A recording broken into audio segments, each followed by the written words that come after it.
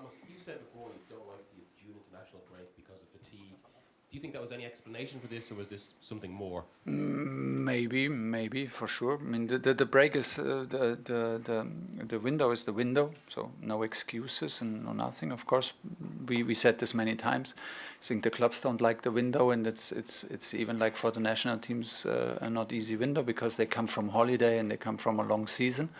But still, I think that we can and have to do better over the 90 minutes. We played 25 minutes where I had the feeling it's a matter of time when we create a chance, it's a matter of time when we score. But we lost this momentum completely in the last 20 minutes of the first half. Started okay again, 15 minutes maybe in second half, and lost this momentum again. We created, I think, an XG of 3 and underperformed with 1 goal, which is very unusual in a match like this, where you normally overperform in XG. Normally, if you create 3, you score 5. You create 2, but you score 4 by individual quality and finishing. But yeah, it was a lack of energy, lack of quality in these moments, in the end of both halves. And yeah, I think it's the most honest thing to admit it and not to talk around it. We expect more from us. We can deliver more from us, and yeah, we'll try to take this as a learning and do better as quickly as possible.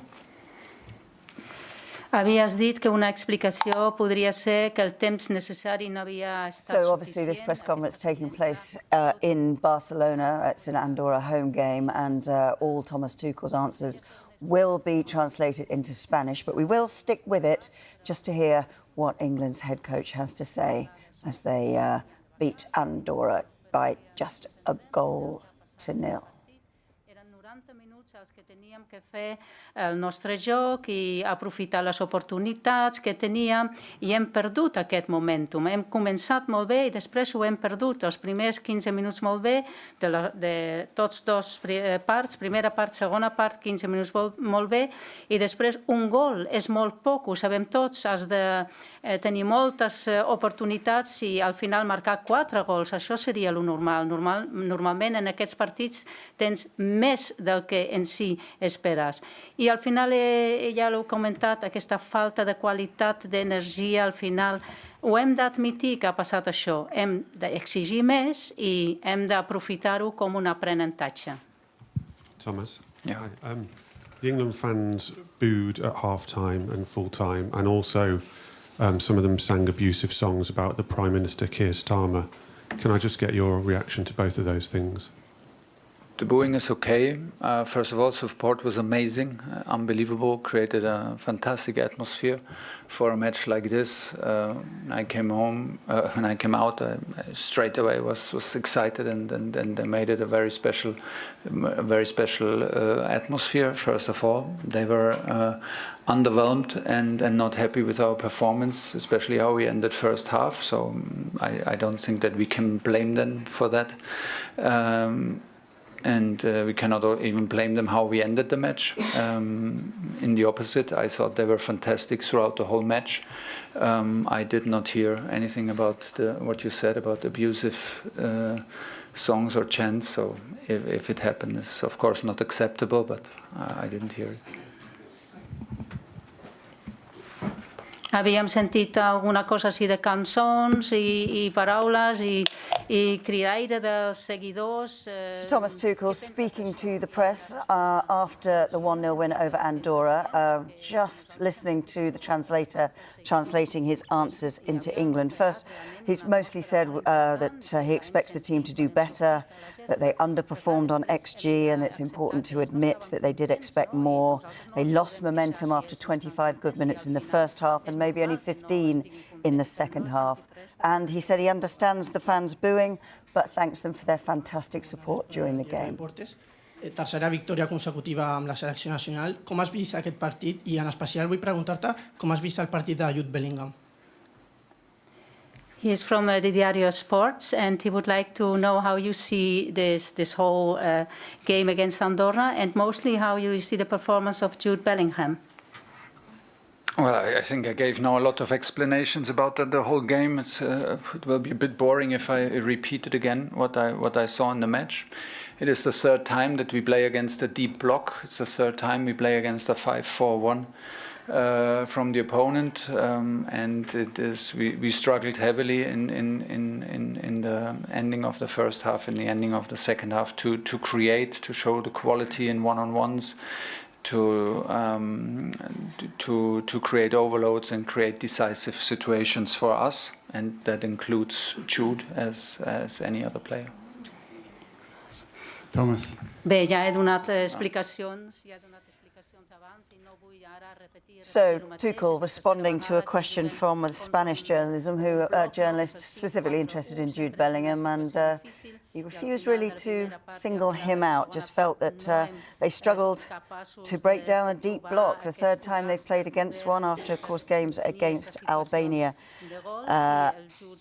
and Latvia, struggling at the end of the first and second half to create overloads and decisive situations. You can see how hard you're working to address the attitude or the mentality of England's players, and we've been at the training camp, they've enjoyed themselves, they're enthusiastic coming into games like this. Can you explain how they can go from that to what we saw towards the end of the game? Is there something holding them back, or? I don't know. We will have a close look, because you're right. They were enthusiastic and they showed as a group when they are in camp. But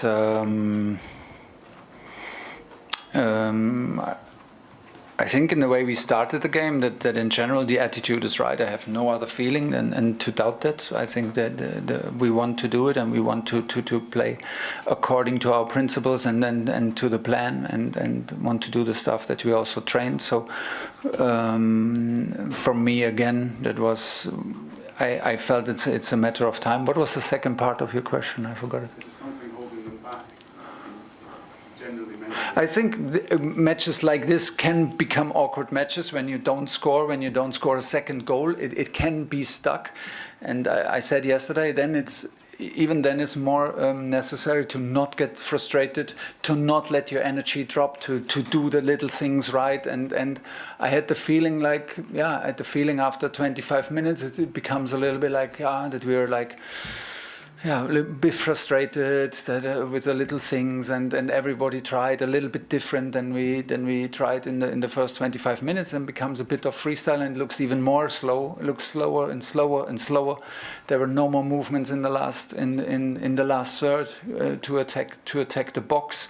Everyone wanted the ball then into the foot. No more speeding up the game with runs, because this is what you need. Then you need runs, you need counter movements, you need non-stop movements, counter movements, and runs. And if you don't invest, then it becomes suddenly a stuck game. And then we got frustrated, obviously. And I think in the end we played with fire. Honestly, I felt it almost like in a cup game where the favorite does not smell the danger.